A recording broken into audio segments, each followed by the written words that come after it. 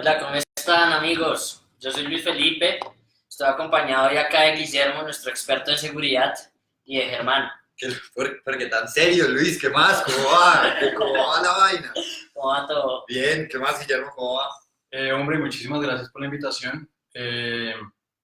Nada, sujeto a lo que queramos hablar, lo que quieran preguntar, no hay ningún problema, pues la idea es dialogar y conversar sobre seguridad y defensa. Genial, genial, genial. ¿Qué más? ¿Tal su día? ¿Cómo va? Bien, laborioso, trabajar. ¿Usted en qué trabaja? Trabajo en una consultora de gestión de riesgo, se llama Honor Laurel. Trabajamos temas de flujos ilegales, estructuras criminales y cómo impacta eso el sector privado. Ok. Un experto, mejor dicho. Pues Poco a poco. sí, o sea, la Vamos carrera a se va ver. haciendo. Vamos a ver, sí. No, buenísimo, Guillermo. Muchas gracias por atender a nuestra invitación y ojalá la pasemos bien y se agregan buenas propuestas de este conversatorio. No, muchísimas gracias a ustedes por la invitación y comencemos. Sí, bueno, primero que todo, darles la bienvenida a los que nos están oyendo.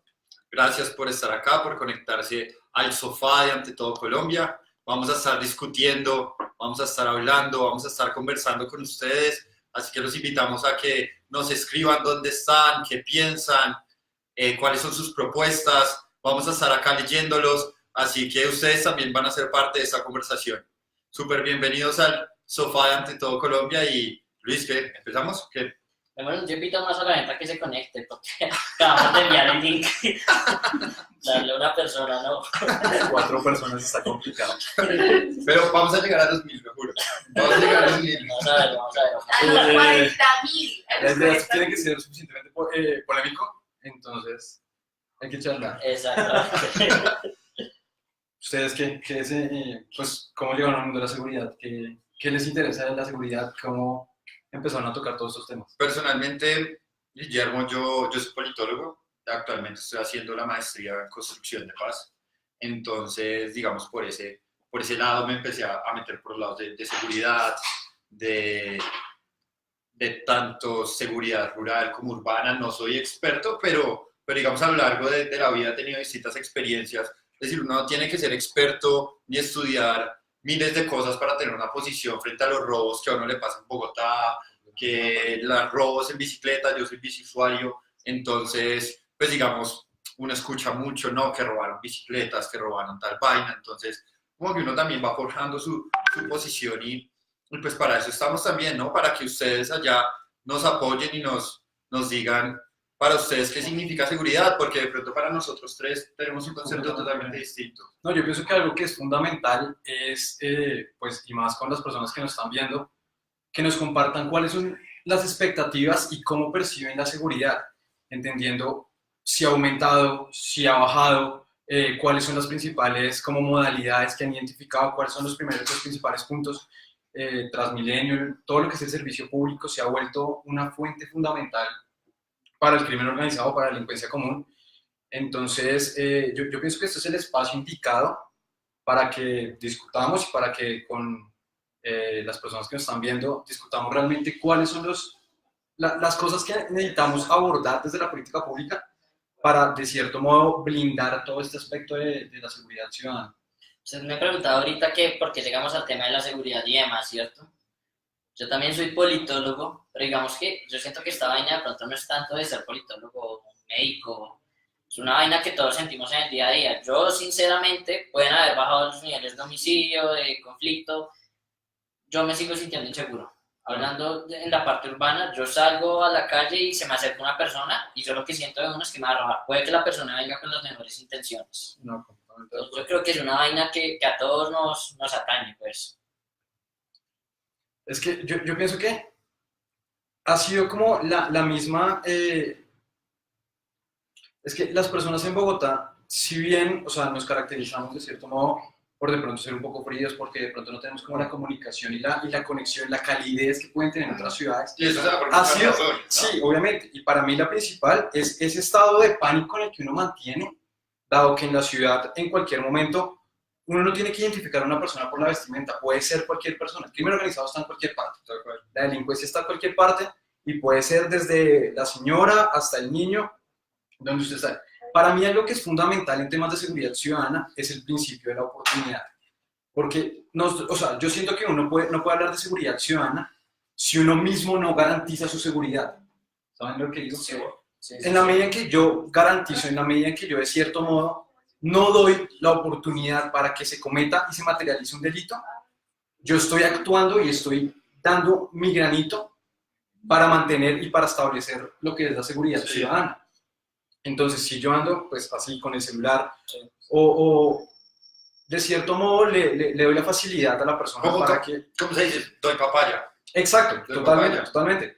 Entonces yo pienso que ese es como el principal factor. Aquí no es cuestión de política, no es cuestión de muchas cosas. Es también del principio que uno tiene, el que tiene del autocuidado, protección, de saber en qué momento puedo y en qué momento no puedo actuar. Tampoco es el deber de decir, es que usted no puede, o sea, usted porque sale y compró el último celular, entonces no lo compre porque usted mismo dio papaya. Porque no, tampoco es el deber de hacer las Exacto, cosas. sí, No. sí, uno tiene el derecho de disfrutar sus Exacto, cosas en exacto, su ciudad y exacto. brindarle.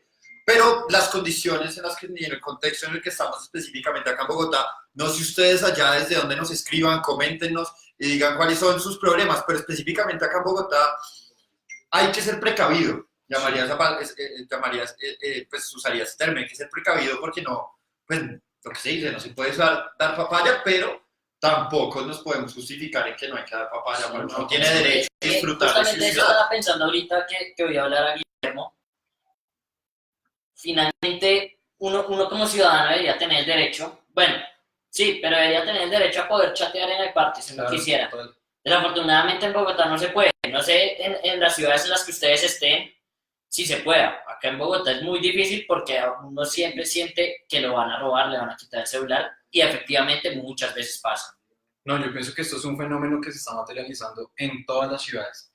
Definitivamente, según las últimas cifras, lo último que alcancé a ver de reportes de la policía en cuanto a delitos ligados netamente a lo que es delincuencia común, que son los hurtos, han aumentado. Uno de los factores, pues obviamente, es porque las facilidades de denuncia, hoy en día hay una aplicación, no sé si la conocen, que se llama A Denunciar, Sí, es un proyecto de la policía. Sí, Eso facilitó mucho pero para una que las aplicación, personas... además usa la tecnología para eso. ¿no? Claro, subieron, total. con eso subieron también el nivel de denuncias. Obviamente, los índices, las estadísticas hoy en día son alarmantes gracias a ese tipo de cosas, pero eso es lo que se necesita realmente.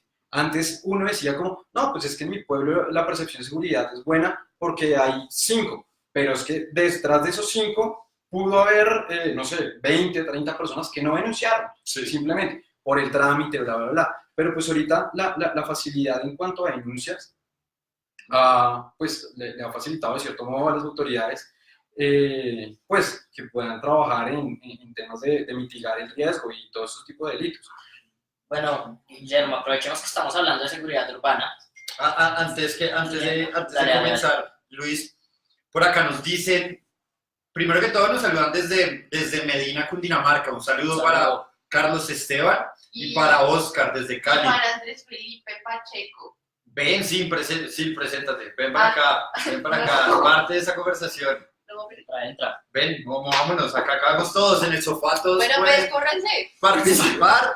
Si se quieren unir, coméntenos, hagan parte de esta conversación.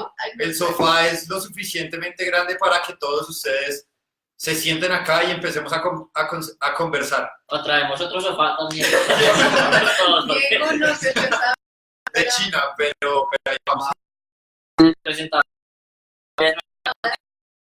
Es una niña muy que también ideas para nuestras propuestas de pues,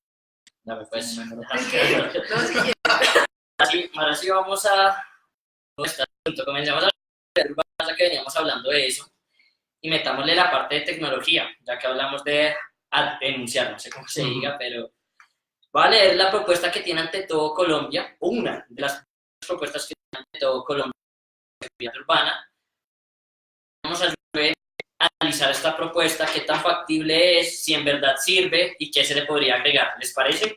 Sí, de una. Listo, de una.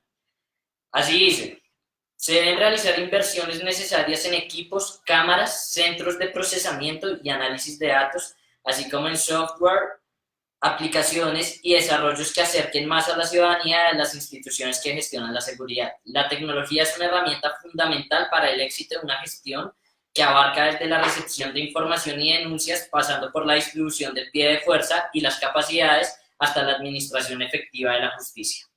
En resumidas, Sí, un comestible, por favor. invirtamos en tecnología, invirtamos en cámaras, en cosas que nos ayuden a priorizar sectores para que la fuerza pública se pueda dividir bien y para que las personas sean más fáciles de identificar a la hora de cometer delitos. Igualmente, proponemos un software que nos ayude a medir datos para que estos sean analizados y se puedan generar políticas públicas en seguridad con base en este análisis de datos.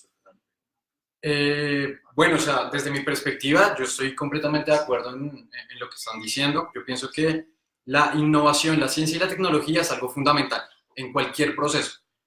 En temas de seguridad, se ha demostrado, hay muchos ejemplos en los cuales la instalación de cámaras o simplemente la instalación de un módulo de las cámaras que tienen la rotación 360, de cierto modo le dicen a la sociedad cómo deben comportarse, o la sociedad se da cuenta de que si hay una cámara, de cierto modo no puede transgredir la ley porque hay evidencia y con eso lo pueden judicializar, por así decirlo.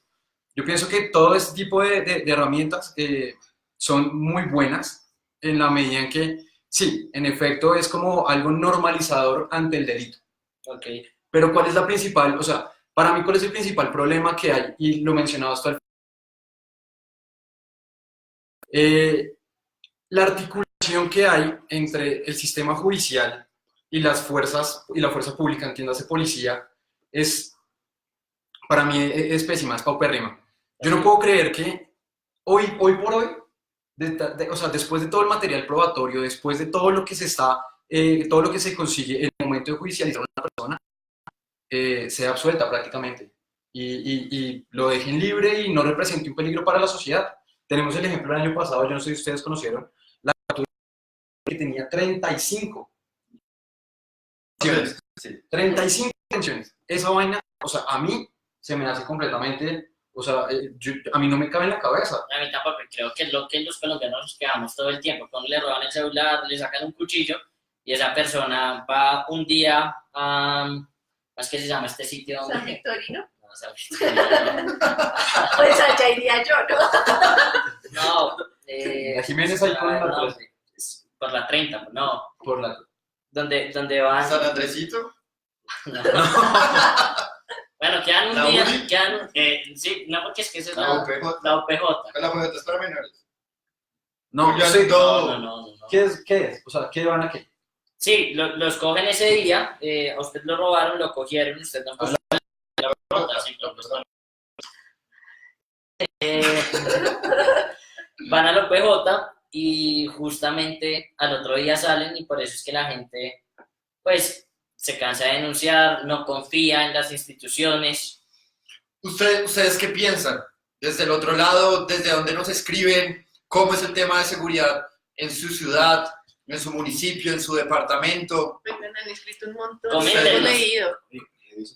Sí. Es que yo pienso que, o sea, lo que estabas diciendo es completamente cierto. Y entonces ahí es cuando uno se pregunta y se cuestiona, ¿realmente sirve toda la tecnología, realmente sirve toda la innovación que se hace y todos los esfuerzos que se le pueden inyectar a la policía para solucionar y para mejorar de cierto modo todo el ámbito de seguridad ciudadana, cuando si la policía dura meses haciendo un operativo que demanda esfuerzo, demanda dinero, demanda pie de fuerza, una operación que mueve muchísimas cosas y cuando la materializan, capturan al sujeto, queda libre. Sí, y muchas veces también por como no seguir el proceso detallado, por falta de denuncias. Entonces, realmente, o sea, para mí eso es una falencia. Y antes, o sea, yo pienso que sí, es obligatorio y es completamente como una necesidad y una misión que tiene la policía, hacer todos los esfuerzos o mejorar sus estrategias para poder brindar una mejor seguridad, por así Pero decirlo. le hago una pregunta que en este momento me está haciendo D'Alejo Montoya. o nos está haciendo a todos, y es ¿hasta qué punto es beneficiosa la tecnología? Pues yo pienso... En temas de seguridad. No, en temas de seguridad es óptimo, o sea, la tecnología, siempre la actualización va a estar a la vanguardia de todos los temas de seguridad, o sea, gracias a la tecnología se han hecho muchísimos operativos, se han dado de baja cabecillas. La tecnología siempre tiene que estar avanzando en pro de la seguridad, obviamente, pero es que hay que entender que si bien la tecnología va en pro de la seguridad, el crimen organizado tiene muchísima más tecnología de la cual puede disponer las mismas instituciones y siempre van a estar un paso adelante. Pero nosotros no podemos volver al asunto de seguridad física, de que la persona vaya y haga la denuncia en el CAI, porque no, o sea, eso es el principal ejemplo, es un retroceso. La persona en su casa sí denuncia, porque tiene que hacerlo mediante una página, no le da pereza y es más fácil. Pero si le volvemos a decir, es que no, vuelva al CAI, Sí. no lo va a hacer. No lo va a hacer y además que el trámite es supremamente engorroso. Acá hago un paréntesis, Oscar Arias quiere saber el nombre de la niña. La niña eres tú. La niña. Preséntate, sí. No, de pronto, no sé, aquí no ha definido su sexo, no sé, su género, no sé. Sí, no sé, pues, Es Silvia María Rosero. sí, Pásale el gracias. número. Sí. En tus redes, ¿cómo te pueden Por, encontrar? por acá nos saludan desde La Paz, Bolivia. Desde La Oiga, Paz, Bolivia. Cuéntenos, Sí. por favor, cómo ven el tema de seguridad allá. ¿Cómo, o sea, ustedes cómo perciben la presencia de tanto policías como militares? Pero venga, yo le tengo una pregunta. Recuerdo que un profesor de ciencia política me decía, pero es que usted con las cámaras no hace nada, o sea, usted con las cámaras no va a detener al ladrón a que robe y siga robando. O sea, y si uno se pone a pensar, pues tiene razón. O sea, eso no va a detener nada. Pero, digamos, Pero qué se pena puede que- poner un sí. precedente en donde la tecnología nos ayude verdaderamente. Está bien, de pronto las condiciones en donde estamos viviendo hagan que el criminal siga, pero ya tenemos pruebas físicas para que en el momento de la captura pueda ser procesado y no siga delinquiendo. Además, creo que también es importante recalcar que el plan o la propuesta es integral, no son solo las cámaras, sino es traer software que nos permita ver datos, analizar datos para poder distribuir de esa manera también la fuerza pública. Entonces, claro, en el momento en que la cámara coge al ladrón, pues la cámara no tiene brazos para cogerlo. Pero si podemos decir, oigan, en este sitio, este tipo ha robado 10 veces, Sí. hay que distribuir la pública en esos Se sitios. puede hacer una inteligencia geoespacial en donde se detecte igual, ya, digamos, ya la policía tiene una infraestructura de saber dónde son los puntos críticos de la ciudad donde más se roba, donde más hechos delictivos suceden, pero se puede profesionalizar y se puede, digamos, focalizar la Fuerza Armada y la Fuerza Pública. Pues, Es Sí, para- entiendo, claro, saber dónde es, o sea, saber dónde se da el hecho y mandar más policías para allá. Analizar comportamientos. Es que Es mira- analizar comportamientos, ya te doy la No, palabra, tranquilo, qué pena, tranquilo. Guillermo. Es analizar comportamientos de los ciudadanos para saber en qué partes necesitamos de pronto más fuerza pública, o cuáles son las personas que debemos capturar, porque les estamos dando cara a esas personas. Sí. Entonces, Saludos a Daniel Hurtado. Daniel, Daniel, un saludo, nuestro Es que yo pienso nuestro líder que... en Barranquilla. ¿usted dónde están? Síganos escribiendo. ¿Desde dónde nos escriben? ¿Desde dónde nos escriben? Que como es el tema de seguridad, los estamos leyendo. Acá estamos intentando leer la mayor cantidad de preguntas. Y nada, participen. ¿Desde dónde están? Aquí Vanessa nos dice, pero se debería hacer más cárceles porque no hay espacio para tanto ladrón. No, oye, Guillermo, ¿qué dices? Yo pienso que, bueno, dos cosas. Primero, en cuanto a las cámaras, si bien es muy cierto, inclusive ni siquiera funcionan. La alcaldía, la Secretaría de Seguridad y la policía no tiene la capacidad para establecer todas las cámaras que hay en toda la ciudad, que todas funcionen y no todas las pueden monitorear a la vez. La cámara, como yo lo veo, es simplemente decirle a la persona, hey, aquí está el estado. Si haces algo malo, te estamos observando. Y pasa mucho cuando uno va en el carro, cuando uno va en las autopistas. Dice, cuidado, a tantos kilómetros hay una cámara de detección de velocidad. Uno le baja la velocidad. Sí. ¿Por qué? Porque uno le da miedo simplemente con el hecho de que haya una cámara. Que funcione o no funcione. Hay un ejemplo. Eso es muy importante porque la cámara es algo simbólico. Y puede que Exacto. no funcione, y puede que no esté conectada, pero la cámara es una simbólica. Hay un que le ejemplo. va a dar miedo. Hay un ejemplo en cuanto a las importante, y es que realmente muchas de las operaciones que se hicieron en el mismo Bronx funcionaron ¿con qué? Con base en una cámara. La cámara, ellos establecieron varias cámaras en toda la cuadra. ¿Qué hicieron? En el punto más alto, pues ubicaron como una cámara que era como la central, y lo que pasó es que en el Bronx veían las cámaras y o les tiraban piedras, o las grafiteaban o las destruían. Pero esa que fue el punto más alto, no alcanzaron a hacerle nada. Y de hecho la policía alertó pues como que la cámara no funcionaba. Entonces la gente asumió que esa cámara no funcionaba. ¿Qué pasó en el Bronx? Había un grupo criminal de policía que siempre se ubicaban justo en la esquina debajo de la cámara. Y desde ahí delinquían. Ahí traían, ayudaban a los ganchos que eran los líderes del Bronx con sus actividades, entraban a la visita, recogían el dinero, muchísimas cosas. Y todos lo vieron, supuestamente no funcionaba. Pero supuestamente con una cámara que no funcionaba.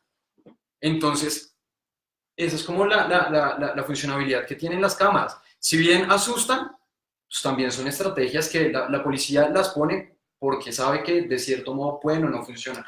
Guillermo, y frente a las cámaras y frente a las cárceles.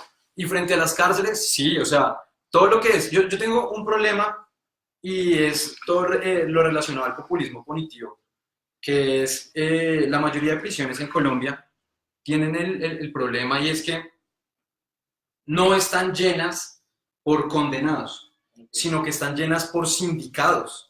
Son personas que llevan muchísimo tiempo presas. Procesos lentos. Exacto, en la espera de una pena. O sea, pueden llevar 5 o 6 años, y esos 5 o 6 años no se los van a contar cuando les vayan a poner la pena. Y ahí se van a quedar. Además que las prisiones hoy en día son una escuela del crimen organizado. Eso es muy importante, ¿no? Porque las cárceles también tienen que reinventarse en su ser, porque lo que estamos haciendo, lo que uno ve en las cárceles y lo que nos cuentan es que las cárceles son instituciones, son espacios donde se profesionaliza el crimen, y vemos cómo la gente sale, bandas criminales. Hace poco salió como un caso de corrupción en el IMPEC donde dejaban como pasar miles de cosas que estaban prohibidas en las cárceles. Esta semana. Sí, tal cual. Sí, de hecho, yo he visitado varias cárceles.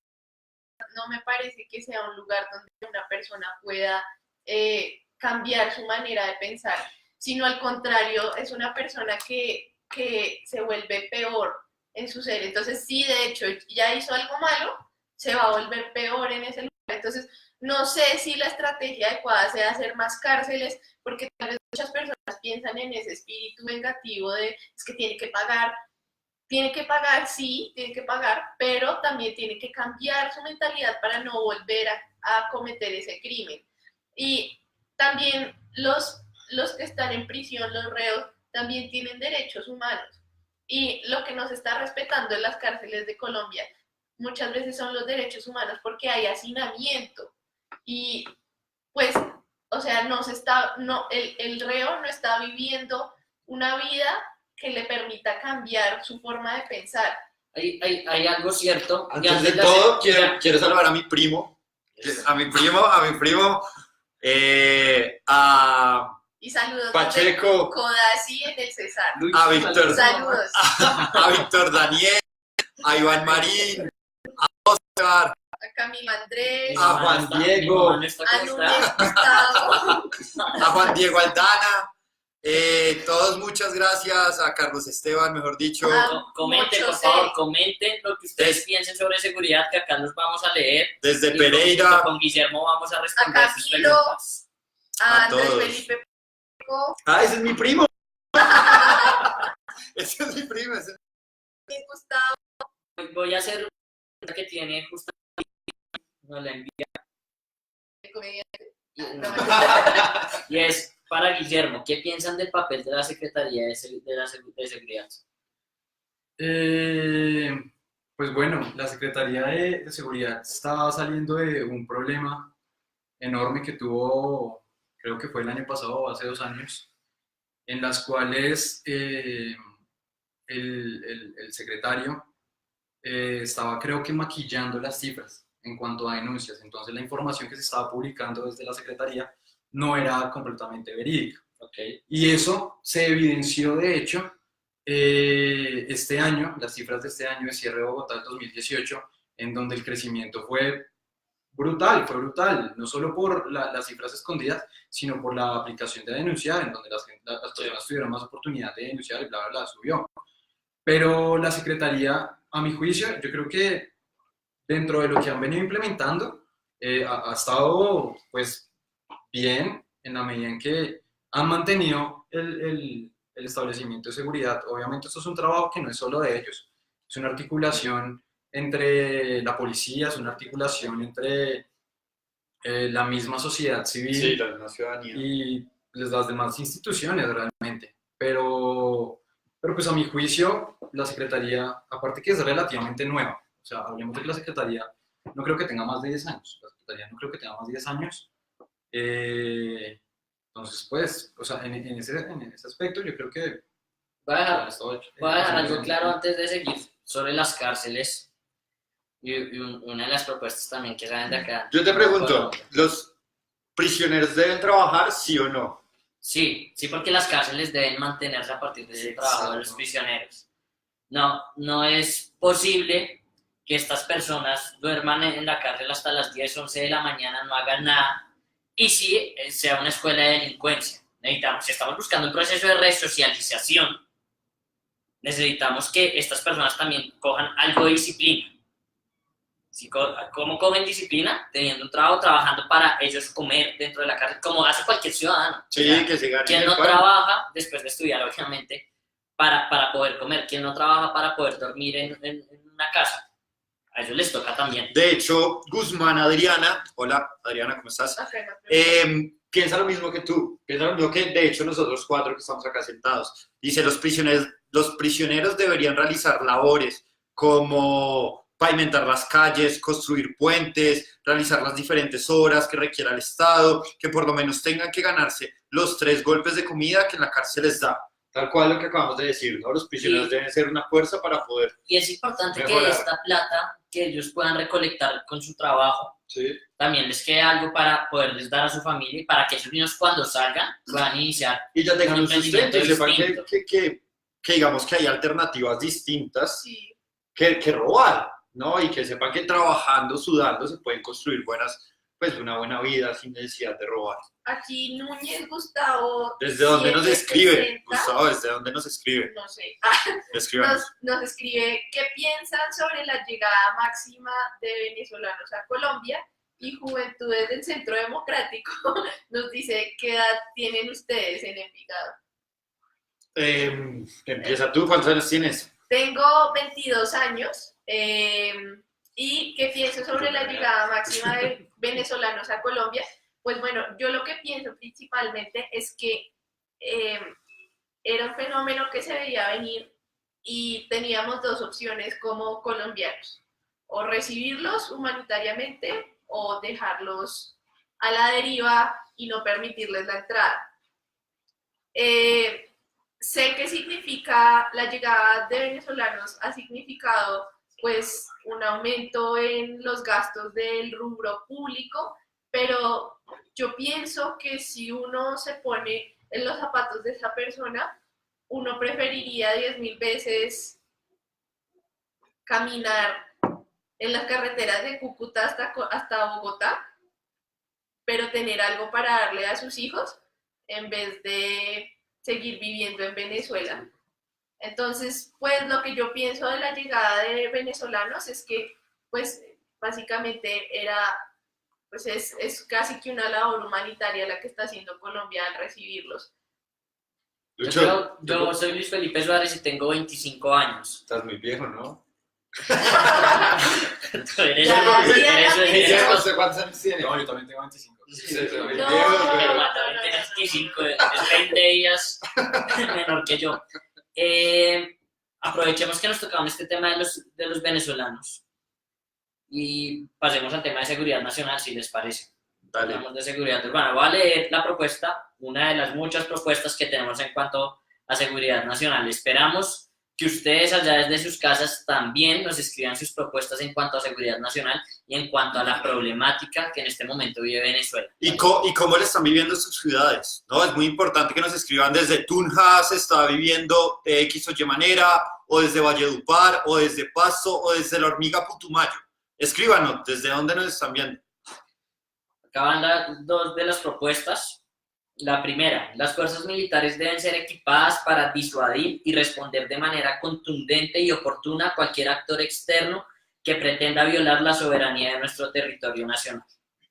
Equipar las fuerzas militares, ese es el primer punto, para poder responder a otro país que quiera venirnos a atacar. ¿Estoy en lo correcto o...? Pues es que yo pienso que más allá de equipar, o sea, Sí. bueno, intentamos equipar como ciencia, tecnología e innovación. Sí. Así lo están. Sí. Sí, porque en la medida, o sea, nosotros, el ejército colombiano, todo lo que son las fuerzas militares colombianas, si bien nosotros tenemos un pie de fuerza monumental, tenemos de los ejércitos más grandes a nivel mundial, no los tenemos como tal tan profesionalizados y no tenemos como tal la profundización en ciencia y tecnología que debería tener. Porque nosotros podemos responder, no sé, con enfrentamientos, los podríamos responder si fueran directos. Pero pues pongamos el ejemplo, no sé, más lejano de que X o Y país nos llegara a intentar atacar de manera aérea, no tendríamos cómo responder. Okay. Es muy complicado porque las capacidades son muy bajas, o sea, no tenemos como tal la tecnología para, no sé, responder de una manera muy rápida si nos llegan, no sé, jets de última tecnología y eso. Entonces yo pienso que en ese aspecto sí sería muy bueno fortalecer las fuerzas militares. De hecho, pues eso es lo que se está haciendo prácticamente. Todo lo que es el ejército del futuro, todo lo que son estas nuevas nociones, los héroes multimisión y todo esto, se están capacitando y se están fortaleciendo en cuanto a su profesionalización y sus técnicas y la especialización de cada uno, pues para brindar mejores garantías en temas de seguridad y defensa. Y pues obviamente sí hay que proteger los flujos que se dan en la frontera. La presencia de las fuerzas militares en la frontera debe ser vital. Y que en ese momento están viviendo un periodo de crisis en la frontera con Venezuela, ¿no? Hay Los ilegales, ilegales, no, y también en No, no solo en eso.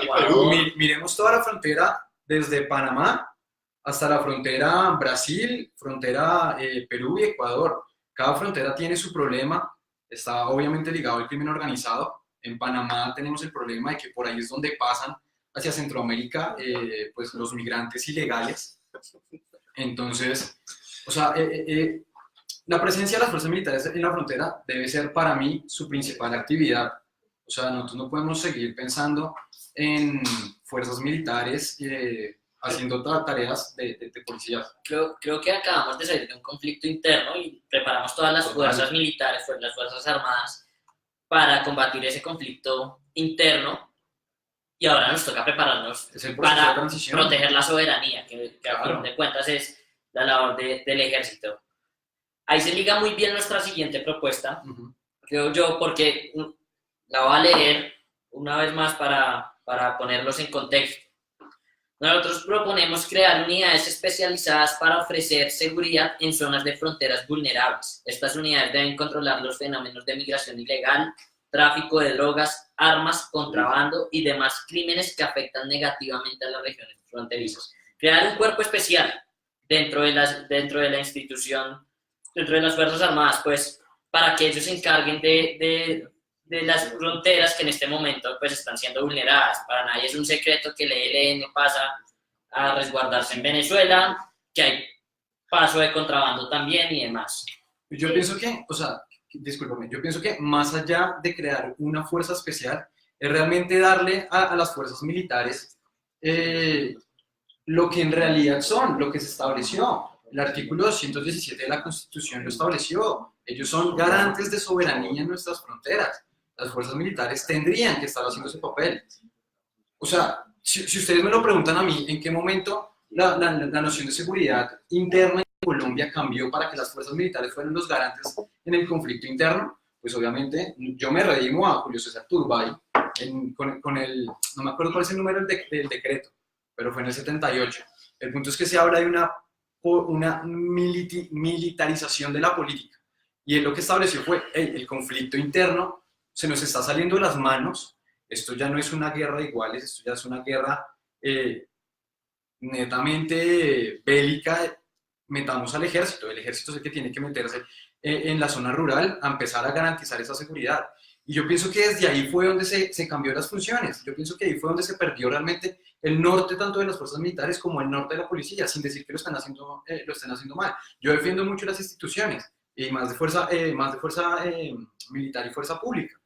Pero yo sí pienso que hubo un cambio de norte en los cuales en este preciso momento, para mí, debería retomarse las fuerzas militares garantes de esa soberanía, que estén presentes ahí en la frontera, no como un cuerpo especial, sino como lo que son, fuerzas militares, y restablecer dentro de Colombia, para mí, el mejor modelo, y lo que más podría pensar es establecer o intentar replicar lo que es el modelo gendarme francés, en donde... ¿Cómo es el modelo gendarme francés? El modelo gendarme francés, o sea, las gendarmerías son policías militarizadas de cierto modo, en donde cada una cumple una función en un territorio o en una región. Ellos están prácticamente delimitados a sectores rurales en donde más los necesitan. Son policías especializados, enfocados a las necesidades de cada uno de esos territorios. Ellos tienen que cubrir, tienen que velar por las necesidades de eso. Para mí, eso es el deber ser. Además que hablemos de que hoy en día, ¿cuánto tenemos de militares? ¿Cuántos tenemos de policías? Los militares están muy por encima de los policías. ¿Qué vamos a hacer con todo? O sea, cuando dejemos de hablar de conflicto interno y empecemos a meterle más con lo que está pasando ahorita, que la policía trabaja con los derechos humanos y los militares están trabajando con el derecho internacional humanitario, y aún así se están intentando cambiar para ser un poco más flexibles, entonces uno se pregunta, ¿qué vamos a hacer con todos estos militares? Todos estos militares, cuando ya tengan que cambiar y que ya tengan que entrar, pues yo soy de los que dice, las salidas de los enfrentamientos se hacen negociadas. O sea, para mí de la guerra no queda nada bueno. Pero yo sí pienso que se va a hacer del ejército, de todos estos soldados que tenemos, sí. ¿Cómo vamos a hacer para ir disminuyendo? Es importante, Luis, qué pena, es importante, por ahí nos decía Laura Guerrero, creo que era su nombre, que al militarizar más y, mejor dicho, que únicamente como que el rol del ejército es combatir, es batalla, y no es así. Tenemos que recordar que muchas veces la única presencia estatal es el ejército. En ese sentido, respondiendo un poco la pregunta y como el planteamiento que nos propone Guillermo es, el ejército construye carreteras, une al país, construye escuelas, construye hospitales donde las inversiones no alcanzan y no pueden llegar. Es ahí donde el ejército abarca esas zonas. Y en ese sentido, ¿qué les vamos a poner a hacer? Y no digo que les vamos a poner a hacer en tema de que porque ya no van a servir, porque lo único que saben es combatir, porque es mentira, porque también hay escuelas de profesionalización del ejército donde los profesionalizan en medicina, en ingeniería, en infinitos temas que de pronto la comunidad no la tiene como tan clara y simplemente ve al militar como la persona que agarra un fusil y va al monte a combatir a el enemigo. Entonces, en ese sentido, hay mucho que hacer. Colombia, pues eso ya es un tema de la precariedad del Estado, dónde estamos, dónde no, y en ese sentido abarcar más, y quiénes van a ser las primeras fuerzas que van a llegar allá, el ejército. Ahí está justamente un punto que quería tocar, y es como una relación que uno puede hacer. En el 2015-2016 se reducen las fuerzas militares en 40.000 hombres y las de policías en 20.000 hombres, ¿cierto? Estamos hablando de una disminución de las Fuerzas Armadas de 60.000 personas. Sí. Ahí mismo suben los cultivos ilegales de coca, claro, hay otros factores, comienzan a matar líderes sociales, comienzan a disputarse territorios entre el ELN, el EPL, las Águilas Negras, un montón de grupos ilegales que en este momento tenemos. Entonces, reducir las Fuerzas Armadas o usarlas solo para la soberanía, pienso yo, para las fronteras, también nos puede llevar a perder el control de territorios Total. y pues llegar a ser un estado fallido. Como Sí, idea.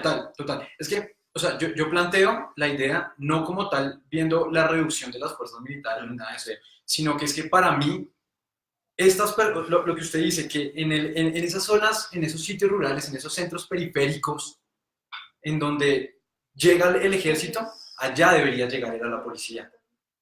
Para mí, allá Ok. debería estar la policía, el cuerpo Ok. de policía es el que debería estar allá.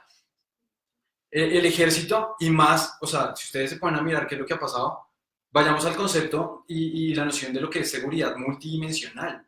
La seguridad multidimensional en este momento es entender la seguridad no solo como flujos y como actores, todo lo que va en contra de la población civil, sino ya variables, por ejemplo, la pobreza, Salud.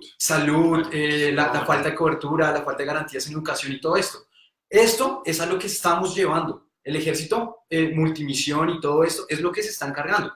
Establecer las fuerzas militares, no solo como tú lo dices, como la persona que entra ya a irrumpir y a dar resultados al comando general, no, sino como constructores de paz, como constructores de economía, como personas que tienen que llegar a los sectores rurales a fortalecer las capacidades que pueden brindar eso. Y tejido Pero es social que- también muy importante. Sí, completamente de acuerdo, pero es que yo pienso que ahí está el asunto, ahí está la variable, y es que ese proceso ya se tiene que empezar a dar, todo ese proceso ya se tiene que empezar a establecer. Tenemos que dejar de ver a las fuerzas militares como eso, las personas que van y matan allá y que simplemente se preceden y que están con el fusil. No, hay que empezar a articular y hay que empezar a ver que el conflicto, ya no estamos en conflicto, sino que necesitamos que detener la escalada criminal que están teniendo todos estos grupos ilegales. Discúlpame, los interrumpo. ¿Qué están un diciendo en poquito. Instagram? Es que están súper activos en ¿Qué Instagram. dicen? Entonces, por ejemplo, Álvaro Luis 28 dice, en vez de equipar a la fuerza pública, se le debería dar herramientas y bases que la misma fuerza, para que la misma fuerza pública sea quien tenga autonomía para encarcelar y después judicializar, supongo que era la palabra que quería usar. Por acá en Facebook. Voy por otro lado, por Facebook. No, acá me falta un montón. Sí, no, saludos, la verdad. A Víctor desde Cauca. Hey, Víctor, Víctor. un saludo. A Daniel Rúa. Daniel, A Juan Diego, a Line. A Víctor nuevamente. Bien, Víctor ahí súper conectado. Andrés Vallejo, a Carlos, a Oscar. Mejor dicho, infinidad de personas. A Daniel, a Adriana. Daniel Rúa, que está triste porque perdió Medellín en Barranquilla, ¿no? Perdió Medellín. Sí, sí. A todos, la verdad, gracias por escribirnos. ¿Desde dónde están? ¿Algo para añadir, muchachos? Sí, antes de finalizar, creo que se llamaba Sergio Forero, Sergio Forero. que hablaba justamente que si llevar las Fuerzas Armadas hacia la frontera no es como una provocación de guerra. Entonces, claro, no, nosotros lo que menos queremos es provocar una guerra. Lo que nosotros proponemos es tener un cuerpo especial para que cuide la frontera. En ningún momento vamos a violar la soberanía ni les vamos a hacer provocaciones al otro país, sino que si mucho contrabando, mucho tráfico de drogas entra por las fronteras. No estoy hablando solo de Venezuela, estamos hablando de la de Ecuador, de todo lado, y tenemos que hacer algo para reducir esas entradas ilegales al país. Es que sí, precisamente es fortalecer eso, o sea, que las fuerzas militares, o sea, no hay que verlo como que van a estar paradas ahí en la frontera, ahí haciendo control y verificación, no. Hay que verlas a las fuerzas militares mediante, no sé, operaciones o mediante articulación de esfuerzos o Inteligencia. todo esto lo que estén en esos puntos, en esas zonas calientes, sobre la frontera, que estén identificando factores, que si en este río pasan chalupas, pues allá cómo estamos, ¿sí me entiendes? Sí, hacer una verificación. Exacto. O sea, más allá de lo bélico, es establecer que el ejército garantice o que aunque sea intente regular todo el paso de los flujos ilegales. Y yo pienso que hay otra cosa que comentaba, y a mí me da miedo eso, darle la autoridad a tanto a fuerzas militares como a la policía de judicializar por ellos mismos. Eso, o sea, y lo podemos evidenciar con muchos casos, no ha sido como tan bueno, en cierto modo, que la policía sea juez y parte, porque la policía y las fuerzas militares en sí deben responder a las operaciones y deben intentar minimizar cualquier oportunidad a que se violen cosas de seguridad. Pero de ahí a que ellos puedan tomar la justicia por mano propia, yo no estoy como tan convencido de eso y me generaría como más inseguridad de ver que una persona con un arma pueda tomar la justicia por mano propia. Y eso es problemático. Alligator 725 dice la mejor manera de batallar contra la guerra es trabajando por la paz. Definitivamente eso es más, o sea, creo que No, Creo que es ser como un acuerdo. Es que Sí, yo como creo un que acuerdo. todos queremos llegar a la paz. Total. Pero para que dos partes puedan llegar a una negociación, las dos deben estar de acuerdo y deben tener voluntad de paz. Y creo que en este momento hay una parte que no está mostrando esa voluntad de paz. Pero bueno, no, es que tenemos que cerrar, viejito, que ahora me voy para mi casa yo. La bici, la seguridad, todo eso. ¿Algún mensaje final antes de despedirnos de todas las personas? La verdad, muchas gracias a todos los que estuvieron acá. Gracias, Guillermo. Gracias, Luis, Silvia, Daniel, Alejandra, Diego, a todos los que están pendientes de Ante Todo Colombia, los que creen en este proyecto, los que consideran que se puede construir un país distinto. Gracias. Acá les abrimos las puertas, acá los escuchamos y no, Lucho. No, muchísimas gracias a todos los que estuvieron conectados con nosotros. Créanos que todo lo que ustedes nos escriben y todo lo que dialogamos acá va a estar incluido dentro de nuestras propuestas y nuestro plan programático, lo que queremos nosotros para el país. Muchísimas gracias y nos vemos el otro martes. Sí, No se les olvide. Los Oigan, esperamos a todos. no, antes de que se vayan, es muy importante. ¿De qué les gustaría hablar? ¿De qué les gustaría? ¿Cuál es el tema que prefieren? ¿De qué quieren escuchar? Acá los escuchamos. ¿Qué prefieren? Mujeres, cultura, tecnología. Mejor dicho, acá ustedes son los que deciden. Voten, vamos a hacer una encuesta. Los esperamos el próximo martes. Guillermo, Hombre, gracias. muchísimas Luis. gracias a ustedes. Gracias. Lu, gracias. ¿Cuándo es mi turno? ¿Cuándo es mi turno? Y a todos los que están allá, muchas gracias por acompañarnos. Nos vemos la otra semana en el sofá de Ante Todo Colombia. Hablamos. Ey, acá, ¿qué? ¿Cómo hago? Finalizar video. Listo. Ay. ¿Listo? Listo.